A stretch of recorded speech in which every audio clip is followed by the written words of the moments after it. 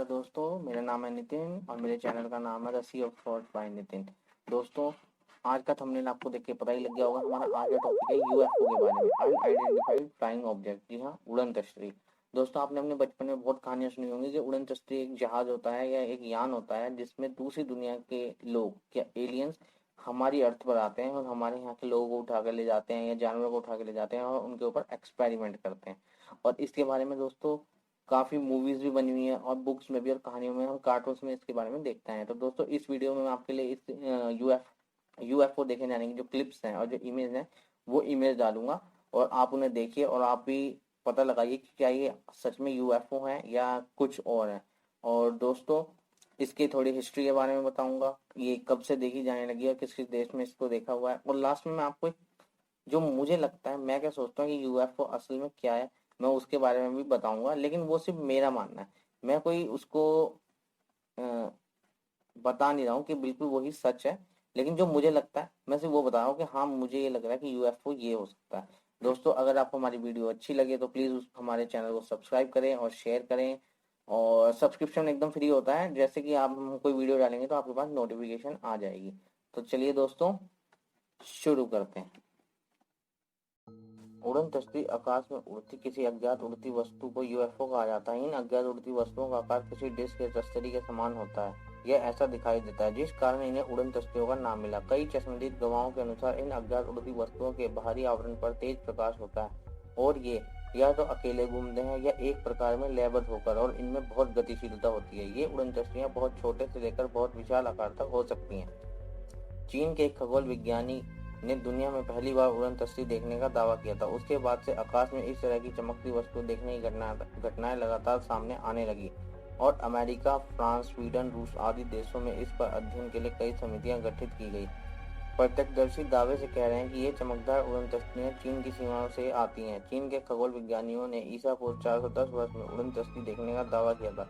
तब से आज तक इंसानों की दिलचस्पी उड़न तस्ती में जरा भी कम नहीं हुई। यही वजह है कि उन पर दुनिया भर में कई फिल्में बन चुकी हैं एवं सैकड़ों किताबें लिखी जा चुकी हैं। दिलचस्प बात यह है कि पिछले 2000 साल में अज्ञात वस्तुओं को आकाश में उड़ता देखने का दावा करने वालों की संख्या सैकड़ों थी, लेकिन पिछले 200 सालों में यह संख्या बढ़कर हजारों में पहुंच गई। अमेरिकी कारोबारी केनेथ आर्लैंड ने जून 1947 में अपने हेलीकॉप्टर से वाशिंगटन की नजदीक पहाड़ियों के ऊपर अर्धचंद्राकार आकार की 9 अज्ञात वस्तुओं को आकाश में उड़ती देखी थी। उसका दावा था कि उनकी गति कम से कम कई हजार किलोमीटर की रही होगी। उसने बताया कि अज्ञात वस्तुएं ऐसी लग रही थी जैसे समुद्र में तेज गति से तश्तरियां तैर रही हों।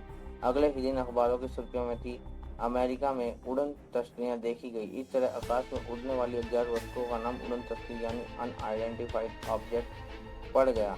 पृथ्वी के अलावा किसी दूसरे ग्रह पर जीवन की संभावना या इसे गैलेक्सी में किसी दूसरे सोलर सिस्टम में जीवन की परिस्थितियों होने से इनकार किया जाना लगभग नामुमकिन है। ऐसा नहीं है कि दूसरे ग्रह के जीव या एलियन और उनके यान, जिन्हें यूएफओ कहा जाता है, का आज तक कोई सबूत नहीं मिला है। दुनिया भर के लगभग सभी देशों में ऐसी घटनाएं हुई हैं जिनमें एलियन के शामिल होने की बात कही गई है, हालांकि इसके ठोस सबूत आज तक नहीं मिल पाए। आज हम आपको 10 ऐसी घटनाओं के बारे में बताने जा रहे हैं जब एलियन या उनके यूएफओ की मौजूदगी दर्ज कराई गई। रोजवेल घटना यूएफओ से जुड़ी ये अब तक की सबसे मशहूर और विवादित घटना है। बताया जाता है कि सन 1947 में न्यू मैक्सिको के नजदीक रोजवेल के रांच शहर में एक अजीब सा विमान क्रैश हो गया। उस वक्त इंटरनेट मौजूद नहीं था, लेकिन उसके बावजूद भी इस विमान और इसमें देखे गए अजीबोगरीब लोगों की चर्चा पूरे इलाके में फैल गई। बाद में अचानक अमेरिकी सेना ने घटनास्थल पर पहुंचकर घटना से जुड़े सभी सबूत मिटा दिए। बाद में अमेरिकी सेना ने ऑफिशियल बयान जारी कर इस घटना को एक एक्सपेरिमेंट करार दिया। मैकमिलेविले घटना कनाडा के रहने वाले एल्विन और पॉल ट्रेट ने सबसे पहले इस सिल्वर रंग की तस्तरी जैसे यान को आसमान में उड़ते हुए देखा। दोनों भाइयों ने इस कथित यूएफओ की तस्वीर खींच ली। इन तस्वीरों की जांच की गई जिसमें ये फेक नहीं पाई गई। एलिव और पॉल को झूठ बताते हुए लोकल मीडिया ने मजाक भी बनाया, हालांकि वे दोनों मरते दम तक इसे दोहराते रहे कि उन्होंने सच में यूएफओ देखा था। मानभूम बिहार ऐसा नहीं है कि एलियन या यूएफओ से जुड़ी घटनाएं सिर्फ विदेशों में ही देखी गई हैं। साल 1957 में बिहार के मानभूम स्थित काडोरी, बोरसा और मागलंदा गांव के लोगों ने रात में आसमान में अजीब तरह के जहाजों को उड़ते हुए देखा। ये जहाज जमीन से करीब 500 फीट ऊपर उड़ रहे थे। गांव के करीब 800 लोगों ने इसे देखे जाने की गवाही दी। बार्ने और बेटी हिल कनाडा की बार्ने और बेटी हिल नाम की जगह से साल 1961 में अचानक लोगों के गायब होने और वापस आने की कई घटनाएं सामने आई। इन दोनों जगह पर अजीबोगरीब लाइट देखी गई। और कई लोगों ने शिकायत दर्ज कराई कि उन्हें अजीब से दिखने वाले लोगों ने किडनैप किया और लैब जैसी जगह पर ले जाकर कुछ टेस्ट भी की। Canary island. स्पेन के शहर लास प्रोसास और ग्रैंड कैनेरिया के लोगों ने साल 1976 में एक ब्लू कलर का यान देखने की शिकायत की। ये यान करीब 30 मीटर का बताया गया और इसमें अजीबोगरीब तरह के लोगों को भी देखा गया। स्पेन की नेवी ने भी इस ऑब्जेक्ट को देखने का दावा किया और बताया कि यह सुबह 9 बजे के आसपास आसमान की तरफ चला गया, ऊपर जाकर 2 हिस्सों में विभाजित हो गया। ईरान। 19 सितंबर साल 1976 में ईरान की एयरफोर्स को आसमान में अजीब से विमान उड़ने की खबर मिली। ईरान ने अपने कई F-4 विमान को इसकी छानबीन करने के लिए रवाना किया। पायलट ने भी आसमान में अजीबोगरीब विमान देखने की बात कही और बताया कि वो लोग जैसे ही उसके पास जाने की कोशिश करते तो उनके सिस्टम फेल होने लगते। बाद में जब ईरानी विमानों ने जहाज का पीछा नहीं छोड़ा तो UFO ने सफेद रंग की रोशनी वाले हथियार से भी हमला किया। तेहरान का कम्युनिकेशन सिस्टम भी इस दौरान डिसेबल हो गया, जिसके बाद मिशन को रोक दिया गया। इस UFO को इसके बाद कई बार तेहरान के आसमान में उड़ते हुए स्पॉट किया गया। रेड लेशम फॉरेस्ट। अमेरिका और ब्रिटेन के संयुक्त सैनिक अभ्यास के दौरान साल 1980 में वुडब्रिज एयरबेस पर कई बार UFO देखे जाने की खबरें सामने आई। सेना के बेस पर ही अजीबोगरीब लाइट देखे जाने की खबरें आई और ब्रिटेन ने इसके चलते देश में कई दिनों तक हाई अलर्ट की घोषणा कर दी।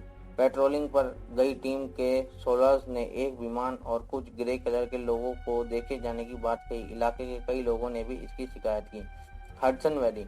साल 1981 में न्यूयॉर्क के हडसन में लोगों ने डिस्क जैसी चीजें हवा में उड़ती हुई दिखाई दी। इसके कुछ ही दिनों बाद लोगों ने उड़ते हुए शहर जैसे जहाज देखने की शिकायत दर्ज कराई। लोगों के मुताबिक इस बार इनकी आकृति गोल न होकर तिकोनी थी। जापान।